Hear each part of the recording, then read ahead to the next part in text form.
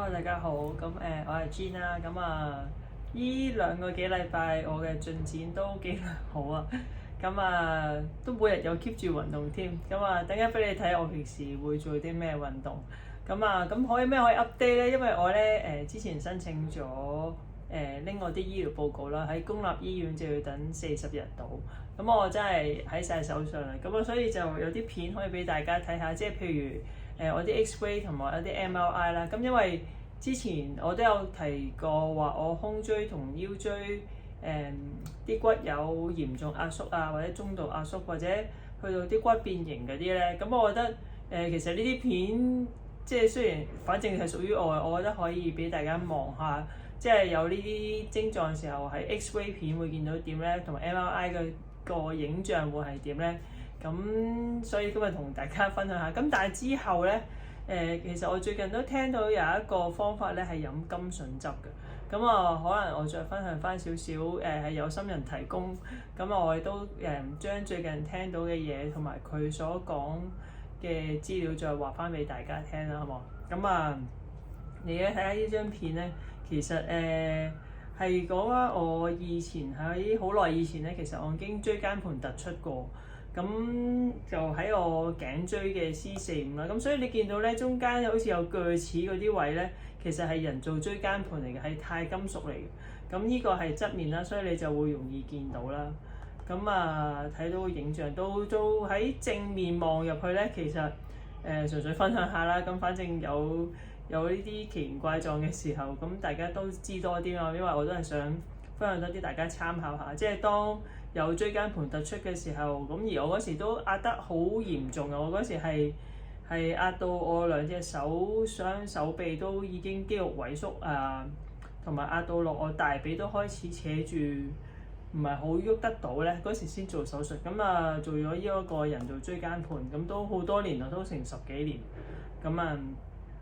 而家就再當望下啦，之後就真係入正題啦，即係講緊T3，即係我胸椎 T3 就係嚴重萎縮啦，壓縮咗啦，T7 就係中度至嚴重噶啦。咁你喺正面咧，其實你見到張相正面咧 T3 其實你已經差唔多見唔到嗰節骨喺度，因為都其實你見好難睇到嘅，已經正面已經睇唔到啊。等間你睇側面就明白點解正面係唔係好睇到。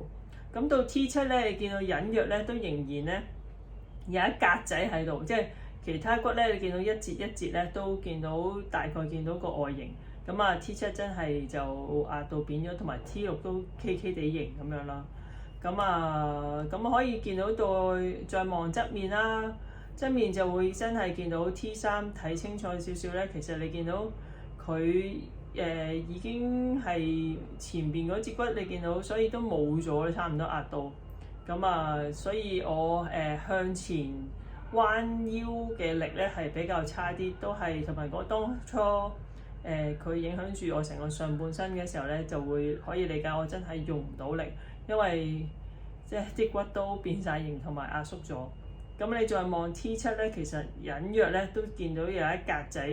雖然都畸形晒，同埋因為你見到呢啲片咧，我啲骨唔係好鞏固，所以你見到點解全部都好似咁虛線咁樣？即係好虛幻咁樣。但係都可以見到隱約見到 T7 咧，其實係都隱約都仲有一格仔扁晒，咁有一格仔。你見到其他骨咧，其實係都可能好啲啦。T6 就開始都有變形嗰個形狀啦，咁樣。X-ray 再睇埋就係我頸椎，唔係我腰椎啦。腰椎就係變形，因為有L2、L4 嗰啲都變形。你見到我括住咗橙色格仔咧，就係最容易見到佢嗰種骨嘅變形啊，同埋開始都見佢開始變咗 K 型嘅形狀，同其他骨嘅都唔係好，即係其實我啲骨一定唔可以當最強壯或者最健全嗰嚟睇，但係叫做你睇得到。我 L2 呢一格咧特別差啲咧，L4 都開始嘅，即係下邊嗰啲。到 MRI 啦，MRI 望下啦，因為呢啲都要啲科技望下嘅片嚟嘅。見翻我胸椎嘅 T3 咧，其實你見到好似有兩嚿圓形咧，其實嗰個就係椎間盤嚟嘅。咁你見到中間都影唔到啲骨出嚟，係因為已經壓縮晒，即係壓到好低，同埋佢都變形，所以就你見到即係連骨嗰啲形狀咧，其實睇唔到，因為嗰啲顏色係全部都變緊形。咁所以睇唔到嘅。你有時再望翻 T7咧，你見到佢其實同頭先 X-ray 係好配合嗰個形狀嘅。咁但係你見到 T6嗰種變形同埋 T7再流落去咧，好似全部都好似溶咗咁樣。至於你話隔離中間嗰條通道嗰條線係咩？嗰條就係中樞神經。所以之前我話椎間盤突出會壓住中樞神經就係咁解，即係睇 MRI 先知嘅。而家叫做見再望下，如果骨溶嘅時候咧，其實睇 MRI 你見到啲顏色咧，就知道係變咗形咯。腰椎最明顯啦，因為有 contrast 啊。你見到腰椎咧實心嗰啲咧就好啲，冇變形嗰啲。咁你見到開始淺咗顏色嗰一格咧，就係 L2、L4咧，就係已經變形嘅，所以佢顏色唔同咗，即係佢個承托力啊、鞏固全部都差咗好多。當呢度就當分享下咁樣啦，咁樣。咁之後其實我而家會做啲咩？我而家已經可以其實我每日都最少做30分鐘運動。等陣話俾大家聽。我平時會做咩運動咧？Hello，而家可能有啲嘈，因為喺 gym room 咧，我而家用緊呢個就步行機啦。其實我因為咧點解咧？因為呢度有扶手，咁樣咧我一開始咧其實行得好慢嘅。其實我1個月前開始咧就開始有落嚟呢個 gym room，咁又試下步行咁樣啦。開始嗰時可能我行緊。如果大家有用過啲跑步機都知咁樣 speed 咁樣校，咁其實可能開頭都係得1.8啊、2.0咁樣。咁我而家好啲㗎啦，而家其實可以唔使扶住嘅，可以就咁行路，一直行路都得嘅。同埋我而家行緊嘅 speed 咧，可能去到3.3咯，最高暫時。因為嗰啲震動咧，其實對於我嚟講都係辛苦嘅。我而家停一停先，因為陣間依家辛苦 keep 住見到我咁樣喐嚟喐去。同埋咧行緊嗰時咧，因為大家頭先見到我胸椎同腰椎問題啦，我而家拿起唔怕嘅，因為我個腰封喺度嘅，咁所以咧就可以減低震動咁樣咯。但係我都 keep 住每日做起碼半個鐘嘅運動，咁就對骨都好啲㗎，對身體又好啲啦。我覺得喐動下都係一件好事。所以話俾大家聽，其實而家我又開始做翻啲適量嘅活動咁樣咯。仲有一樣嘢講就係我而家咧其實係唔可以即係污前咧係唔係好 OK 嘅，所以咧平時出去都會用翻助行架，因為驚俾人撞啦。等於醫生都話我啲骨仲係脆卜卜，咁大家見到都唔係好穩陣啦。但係我相信咧係可以好快好翻。快啲好翻啦！因為我好想睇演唱會，我要睇五月天咧，我想睇鄭秀文啦好多。希望我嘅狀態快啲好翻，到時可以睇五月天。